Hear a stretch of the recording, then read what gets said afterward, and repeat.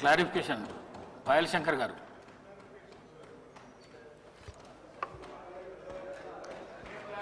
ధన్యవాదాలు అధ్యక్ష. నేను ముఖ్యమంత్రి గారి రిప్లై కన్నా ముందే ఆ విషయం చెప్పాలనుకున్న అవకాశం రాలేదు. అయినా ఇది ప్రధానంగా రైతులకు సంబంధించినటువంటి సమస్య. ఆ చెప్పినటువంటి విషయంలో ఎందుకంటే ముఖ్యమంత్రి గారు అనేక సందర్భాల్లో ఆ రైతులకు సంబంధించిన విషయం మాట్లాడినప్పుడు నేను పోయిన బడ్జెట్లో అవకాశం రాలేదు. మరి ఈ దాంట్లో గవర్నర్ గారి ప్రసంగంలో స్పష్టంగా ఆ విషయం పొందుపరుస్తారేమో నేను అనుకున్నా. ఇది రైతులకు సంబంధించినటువంటిది. రైతులకు కాలాలు కలిసి రాక పంటల దిగుబడి రాక చాలా ఇబ్బంది పడుతూ ఉన్నారు. కేంద్ర ప్రభుత్వం ప్రవేశపెట్టినటువంటి ఈ ఫసల్ బీమా పథకంలో రాష్ట్ర ప్రభుత్వ వాటాతో పాటు రైతు కట్టేటటువంటి వాటాని కూడా ప్రభుత్వమే కడుతుంది అని గతంలో ముఖ్యమంత్రి గారు చెప్పారు. కాబట్టి మరి సంవత్సరం గడిచిపోయింది.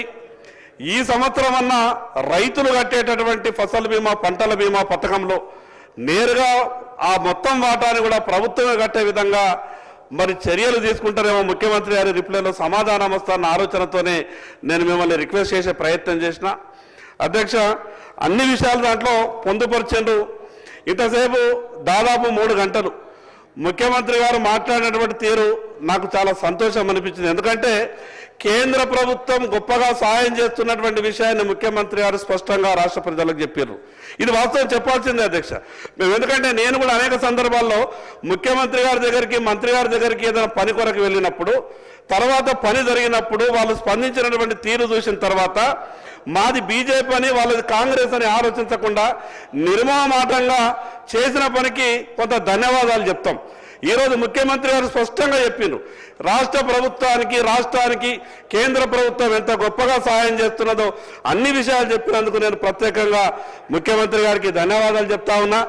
ఒక్కటే విషయం, మరి ముఖ్యమంత్రి గారికి రిప్లై అయిపోయింది కాబట్టి తర్వాత ఈ ఫసల్ బీమా పంటల బీమా గురించి మాత్రం ప్రత్యేకంగా రైతులు విపరీతంగా ఇబ్బంది పడతా ఉన్నారు.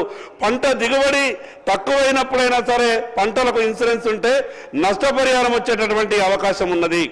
దీనివల్ల ప్రభుత్వానికి కూడా కొంత భారం తగ్గుతుంది. కాబట్టి ప్రభుత్వానికి కూడా భారం తగ్గుతుంది. కాబట్టి అతి వర్షాలు వచ్చినా వర్షాలు పడకపోయినా ఏదైనా ఆ రకంగా రైతులకు ఇబ్బంది ఉన్నప్పుడు ప్రభుత్వం ఈ పంటల బీమా పథకంలో ఖచ్చితంగా రైతులు కట్టేటటువంటి ప్రీమియాన్ని ప్రభుత్వమే పూర్తిగా కట్టి రైతులకు సాయం చేసే విధంగా ఆదుకోవాలని మీ ద్వారా ముఖ్యమంత్రి గారికి విజ్ఞప్తి చేస్తున్నా. థ్యాంక్ యూ అధ్యక్ష.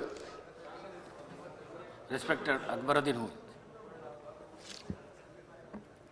मोहतरम स्पीकर साहब, मैं आपके ज़रिए चीफ मिनिस्टर साहब से चंद क्लैरिफिकेशंस चाहूँगा, क्योंकि